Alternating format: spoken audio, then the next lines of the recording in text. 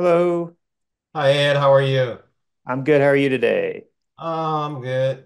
I'm a junior achiever from way back. Oh, were you in, Jay?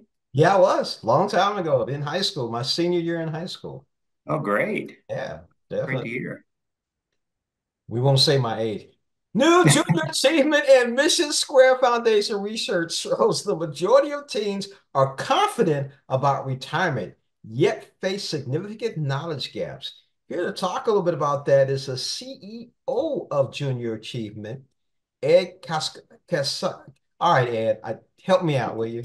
Okay, so yeah, so the title CMO, and the last name is Grahalski. So Calcy. Okay, I yeah, appreciate it. Ed, thank you good. so much for joining us. So Sure. let's talk about that. Where did this study come from?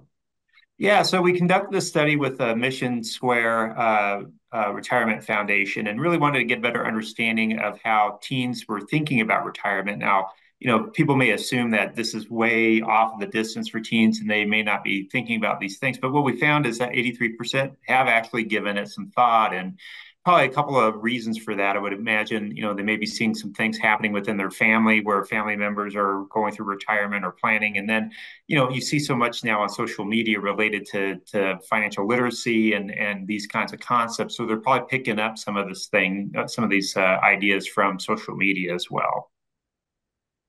And where did this idea come from to talk to these teens about retirement? Because as you and I talked about earlier, when I was in high school, I was in JA, but we never talked about that. Yeah. Yeah, we started introducing retirement concepts a few years back. Part of it is the average American doesn't really start putting money away for retirement probably until they're in their early 30s.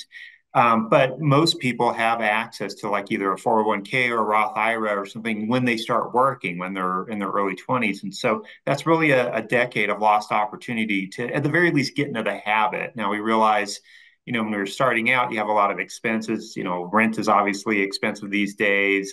College, student loan debt could be out there, but at least getting into the habit or the practice of putting some money aside for retirement is a good thing to get into early on.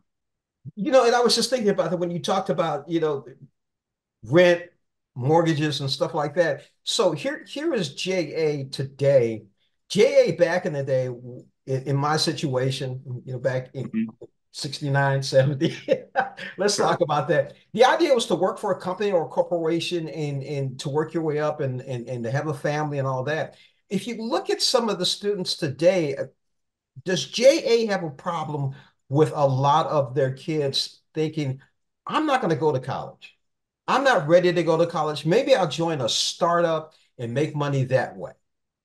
Yeah, and I wouldn't say it's a problem. I think, and a lot of employers, I think, are discovering this that there are certain positions where you don't necessarily need a college degree. You can do it through apprenticeships or on-the-job training or certifications. And so we are, introducing young people to a lot of those different options, the alternative pathways, because again, not everybody needs to get a college degree. What we have found is that about 70% of JA alumni who've been through our programs actually end up working in the field they studied in college, the ones 70% who went to college.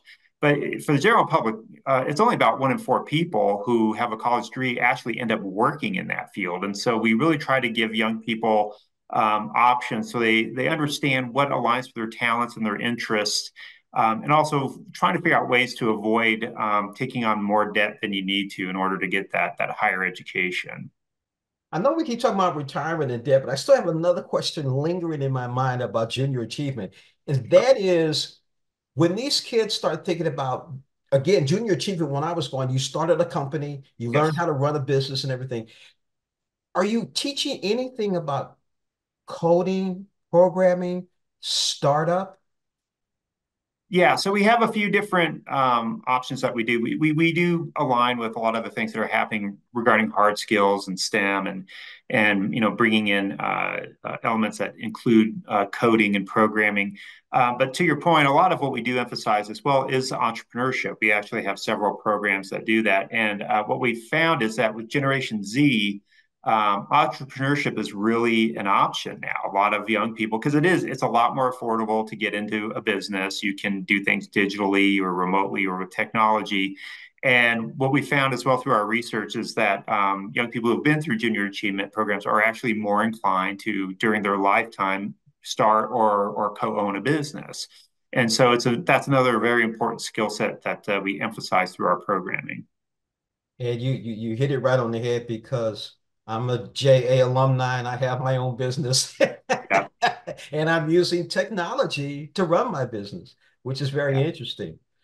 And thank you so much for joining us on Morning Blend. Where can we go to learn more about this study? Yeah, so anyone interested could go to ja.org, ja.org. That's our website. And we have that information there, as well as a lot of information around our programs and how to get in touch with JA in your community. One last question, Ed. Were you in junior achievement? It's funny. I was not in junior achievement, but I've worked for the organization long enough. I feel like I was in junior achievement. So it's a great organization to be part of for sure. It is definitely. Thank you again for joining us on Morning Blend. Thank you.